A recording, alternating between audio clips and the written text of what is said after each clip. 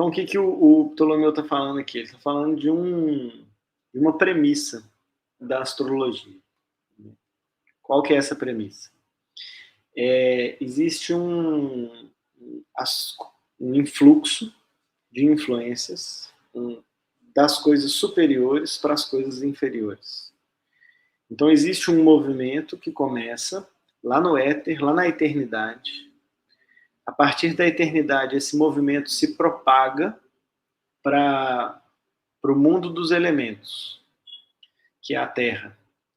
E aí, a partir dessa propagação, desse movimento que é gerado lá na eternidade, lá no éter, ele vai se adensando cada vez mais, esse movimento. E ele vai passando dos elementos mais sutis para os elementos mais pesados, mais grosseiros.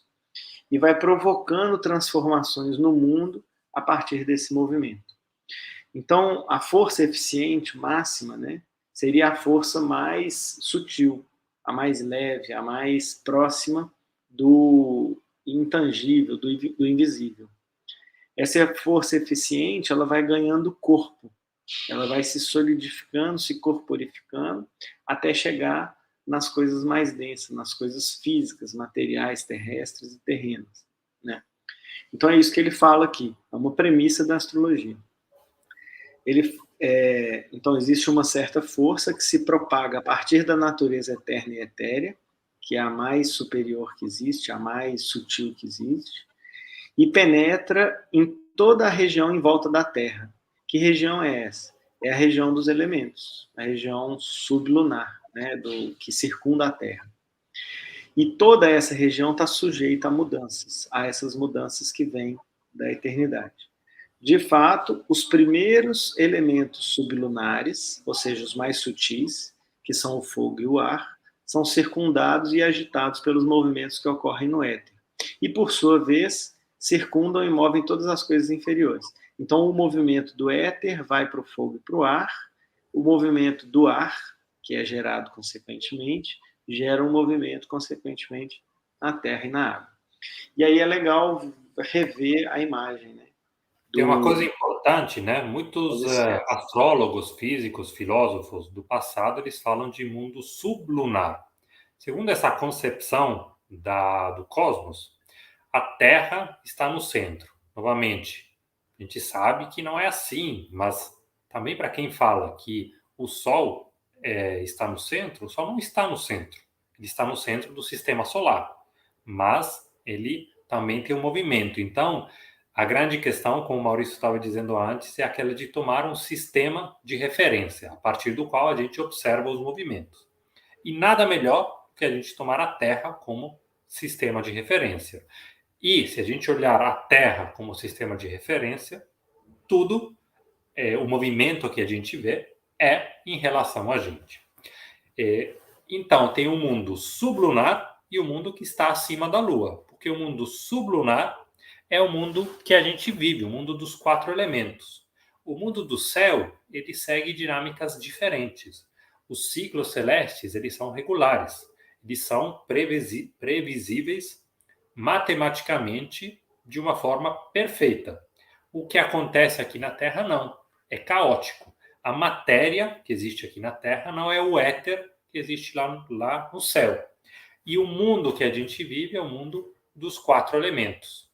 É muito importante, então, que ele introduza já uma concepção que é a da teoria dos 4 elementos, fundamental para todo o pensamento dessa época e anterior também, que é a teoria de como os elementos se relacionam um com o outro.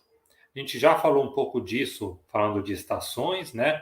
A primavera está ligada ao elemento ar, o verão ao elemento fogo, o outono ao elemento terra e o inverno ao elemento água.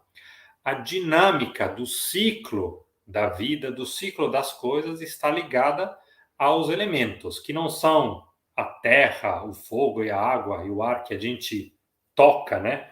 Que a gente vê aqui na Terra, mas a gente está falando de princípios filosóficos. O elemento fogo, então, é para ser entendido de uma forma simbólica. E a gente tem que basear todo o nosso pensamento, quando a gente estuda a astrologia ptolemaica, a partir disso. Não é por acaso que todo o nosso curso sempre começa descrevendo o que são os 4 elementos. O que é o fogo no céu, o que é o fogo na terra, o que é o fogo no ser humano. E o Ptolomeu vai fazer isso. Ele vai descrever quais signos estão ligados ao elemento fogo, quais planetas estão ligados ao elemento fogo enquanto expressão simbólica, para entender que o que está ligado ao elemento fogo lá no céu vai influenciar o que está ligado ao elemento fogo aqui na Terra. Para dar um exemplo bem simples, bem banal, o Marte é o planeta do elemento fogo. A vontade é o sentimento, a paixão, a emoção humana que está ligado ao elemento fogo. Marte tem a ver com a vontade do ser humano de fazer coisas, de se colocar em ação.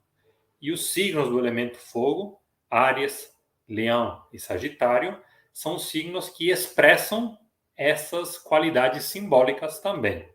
Então, ele já coloca um princípio filosófico importante, que é a teoria dos 4 elementos.